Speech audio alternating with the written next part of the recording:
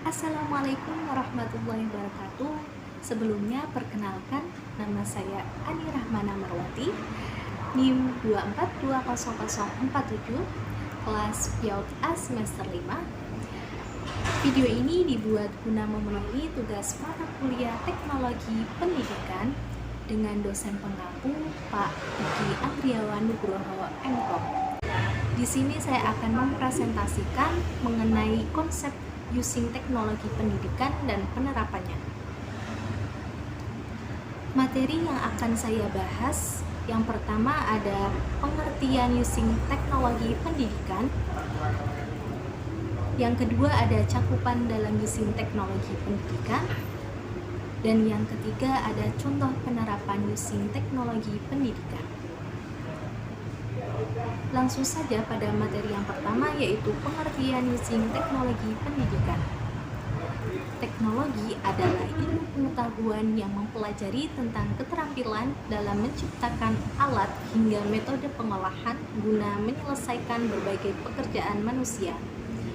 Teknologi pendidikan adalah suatu cara yang sistematis dalam mendesain, melaksanakan, dan mengevaluasi proses keseluruhan dari belajar dan pembelajaran dalam bentuk tujuan pembelajaran yang spesifik berdasarkan penelitian dalam teori belajar dan komunikasi pada manusia, dan menggunakan kombinasi sumber-sumber belajar dari manusia maupun non-manusia untuk membuat pembelajaran lebih efektif. Kemudian, pengertian dari using atau pemanfaatan teknologi pendidikan merupakan aktivitas dengan menggunakan, menerapkan, memodifikasi media pembelajaran atau sumber belajar.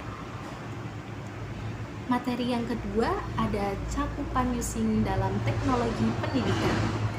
Yang pertama, pemanfaatan media. Pemanfaatan media adalah penggunaan yang sistematis dari sumber untuk belajar. Proses pemanfaatan media merupakan proses pengambilan keputusan berdasarkan pada spesifikasi desain pembelajaran. Prinsip-prinsip pemanfaatan juga dikaitkan dengan karakteristik peserta didik. Yang kedua ada difusi inovasi. Adalah penyebarluasan dari gagasan inovasi tersebut melalui suatu proses komunikasi yang dilakukan dengan menggunakan saluran tertentu dalam suatu rentang waktu tertentu. Dalam difusi inovasi memiliki keterkaitan dengan pendidikan. Difusi pendidikan merupakan proses komunikasi untuk menyebarluaskan gagasan, ide, karya sebagai bentuk inovasi pendidikan. Maka aspek komunikasi menjadi sangat penting dalam menyalurkan gagasan, ide, karya, ataupun produk di bidang pendidikan.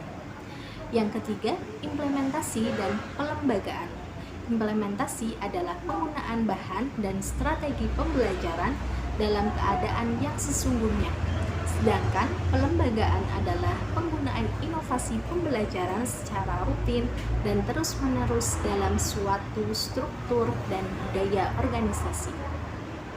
Yang keempat, ada kebijakan dan regulasi. Adalah aturan dan tindakan dari masyarakat yang mempengaruhi difusi atau penyebaran dan penggunaan teknologi pembelajaran. Kebijakan dan peraturan biasanya terhambat oleh permasalahan etika dan ekonomi. Keduanya timbul sebagai akibat dari tindakan yang dilakukan individu atau kelompok. Yang terakhir yaitu contoh penerapan using teknologi pendidikan. Yang pertama, pembelajaran berbasis komputer. Banyak model pembelajaran berbasis komputer, di antaranya adalah Computer Based Instruction atau CBI, kemudian Computer Assisted Instruction ICT, Computer Based Training atau CBT, dan Computer Based Education atau CBE. Yang kedua ada e-learning. E-learning adalah sistem pembelajaran yang memanfaatkan teknologi komputer dan internet sebagai media pembelajaran. Siswa dapat mengakses materi pelajaran baik itu berupa video, gambar, teks, ataupun suara di mana saja tanpa harus bertatap muka dengan pengajar. Yang ketiga ada blended learning. merupakan metode pembelajaran yang mencampurkan pertemuan tatap muka pendidik dan peserta didik secara online tanpa terbatas jarak. Pengajar akan memberikan materi secara real-time melalui conference, video conference, ataupun chatting online. Contoh seperti Zoom, Google Meet, Classroom, dan lain sebagainya. Mereka dapat saling memberikan feedback, baik itu berupa pertanyaan, jawaban, maupun pernyataan. Yang keempat ada perpustakaan digital, merupakan Association of Research Libraries. Dengan tujuan dari perpustakaan digital adalah untuk memberikan kelancaran dalam proses pengembangan yang sistematis dengan cara menyimpan, mengumpulkan, dan mengorganisasi pengetahuan dan informasi dalam format digital.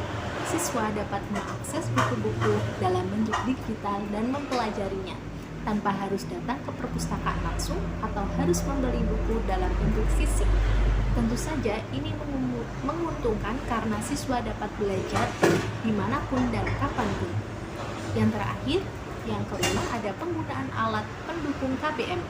Proses belajar mengajar tidak melulu pengajar mengajar menyampaikan bahan ajar melalui lisan, namun bisa juga menggunakan video, gambar, atau materi yang dibuat menggunakan komputer atau laptop.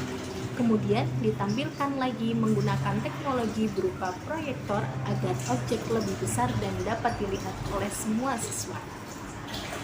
Mungkin itu saja materi yang dapat saya sampaikan. Kurang lebihnya mohon maaf. Wassalamualaikum warahmatullahi wabarakatuh. Terima kasih.